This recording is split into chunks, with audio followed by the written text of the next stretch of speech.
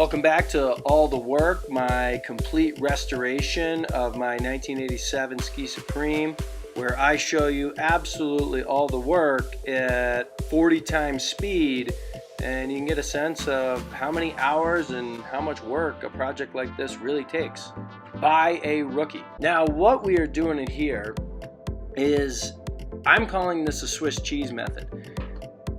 This side of the boat is being done completely different from the driver's side, in which I cut the entire floor out and had access to the stringers, which were fiberglass box stringers full of wet foam. On this side of the boat, the passenger side of the boat, I am doing completely my own technique here. When I first cut the floor out of the driver's side, it scared me so much that I looked at the passenger side and said, oh, maybe I can just leave that wet foam in because I don't want to have to go through this again. So I concocted this scheme, this plan to cut many little holes into the different voids. Now the void structure is this, inside of the boat next to the engine mount, void, and then next to that is a stringer. So when I cut into that, I cut through the floor and the top of a stringer, and then a void in between the stringers, and then the second stringer outside of that, and then the outside void. So that's 5 total voids that I have to get into. So that's 5 rows of holes that I need to cut, get in, get all this wet foam out. There are many big gaps of foam in here, so it was not foamed very well in the first round. However, there's much more foam than I had anticipated from what I had found over in the driver's side. So it's a bit of a surprise to me of how much time it's taking to get through this. I don't know if long term I'm going to save time doing the Swiss cheese method over cutting the whole floor out method. However, I do think putting it together will be easier, and I won't have to do another one of those 24 hours of work and 25-hour pushes that was just so brutal and just used so much resin and it stunk the house up, and just an unacceptable way to go about the project. So here I am plowing through with my Swiss cheese method. I am sanding out the holes first so that when I refiberglass this I won't have as many bumps. I'm using 60 grit sandpaper, 80 grit sandpaper, kind of a nightmare. And this is the method. Here we go, day 50. If you had told me when I started this that at day 50 I still wouldn't have it back together, I would have told you were crazy. However, here we are.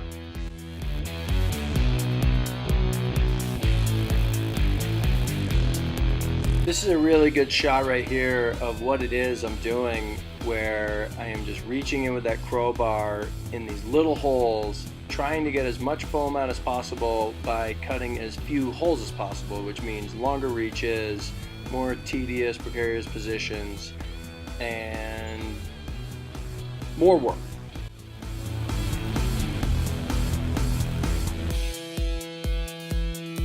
As you can see, there is a lot of sanding that's going on this side, probably about as much sanding as went into the floor on the other side. However, using the shop vac and the orbital sander with the vacuum attached to it is really cutting down a lot of dust, and you know, had I done things correctly, I would have had hundreds of 40 grit sanding discs on hand and done the entire thing like this. As I've mentioned a number of times leading up to this, the amount of time that it's taking to get through this is really starting to drag on me and taking way more time than anticipated. So I had to bring in the big gun. That is Luke coming over, beer in hand, and he is getting in the boat with me. The goal is to just get all the foam out of the boat. Bring in Luke, he can work in the front, I can work in the back. That back corner is totally full of foam, an extremely difficult spot to reach into. Luke is up in the front where it's a little bit more open and he can fit that giant ankle, which is still sprained, in there to work. This is one of the few spots in this boat project where a helper would actually be handy. Most of the time I'm working in such a specific area that having someone else on board would only get in the way, but right now there's actually stuff to do in the back, stuff to do in the front, so perfect time to bring someone in to help. Here I go, drilling more holes into the boat.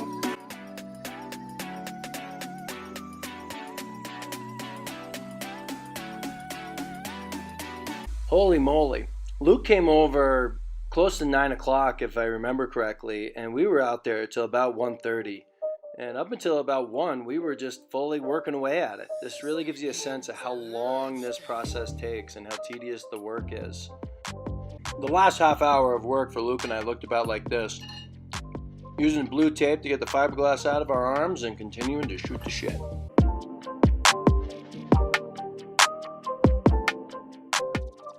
Unfortunately, Luke and I didn't perfectly finish the job last night. There's just a couple spots where there's some foam up on the roof of the voids, which is kind of the hardest part to get out.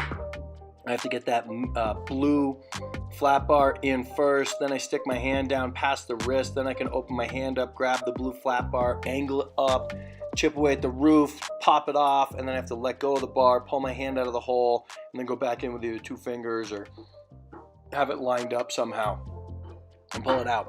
Extremely tedious. Also, that inside void where I drilled that hole behind the engine mount last night is still, it has some foam in a couple different spots, so I'm going to have to drill a couple more holes there. And at this point, I don't realize it yet, but inside of the engine mount itself is still gobbed up with way more foam than was expected, which I'll continue to have to keep on chipping away at.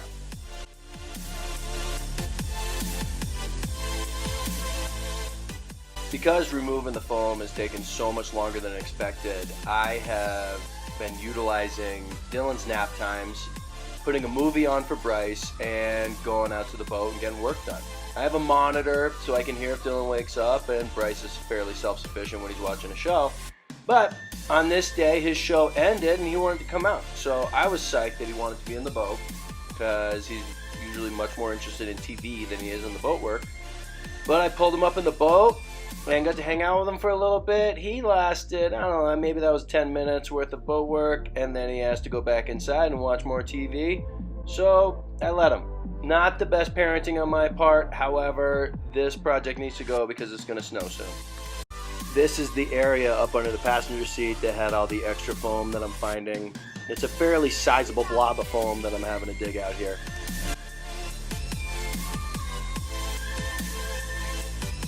And that's a nap time session of work. Now I am back out there in the evening. You can tell by my attire that I am not going to be getting too dirty.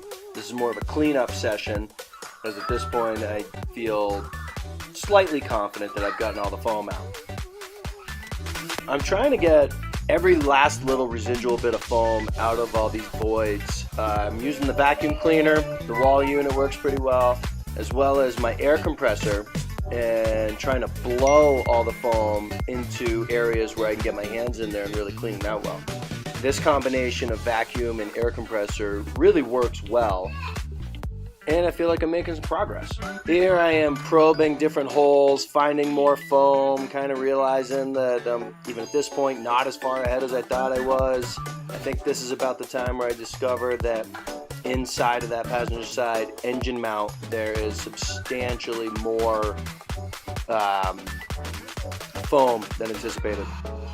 So, on to the next nap time work session. Here I am drilling another hole in the boat. I am going to attempt to really get at this foam that's up under the engine mount. I will come to find that that foam goes nearly halfway up the engine mount, which was a real shock, and made it very difficult to get it out. You can see the foam coming out that lower hole. I'm reaching it with 2 fingers, pulling it out one little chunk at a time. I end up cutting in between my fingers because I'm reaching in so far, and I have a cut directly between 2 fingers, which is a very uncomfortable spot to have a cut. When I started the Swiss cheese method on the passenger side, I was fairly confident that the floor of the boat was still sticking to the stringers. What I find out after drilling all these holes, particularly up under the passenger seat and basically back to the engine mount, is that it's not stuck down completely. So what I am doing is using my little blue pry bar to lift the floor just slightly, and then I'm spooging some 5200 caulk in there into those voids, and then just putting some weight on it and trying to glue the floor back to the stringers with the 5200. Now this is another one of those days where Bryce wants to come out and get in the boat with me. I give him some rubber gloves to use, Once I'm kind of in the zone here, I need to get this finished. Also, I'm kind of up against the end of Dylan's nap, so I really wanted to make this happen and finish it. And I think it worked out pretty well. After letting the 5200 set up for a day, it was time to really attack that foam that's under the engine mount. I have a 36-inch clamp that I'm using to really get in there and stab at it. There it is right there.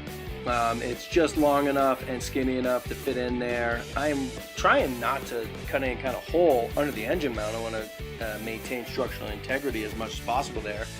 And I think I succeeded that pretty well.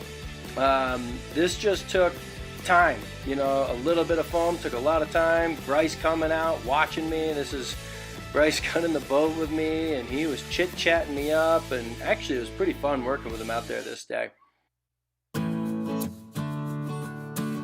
And there it is, the last little bit of foam coming out of the boat, I think, at this point.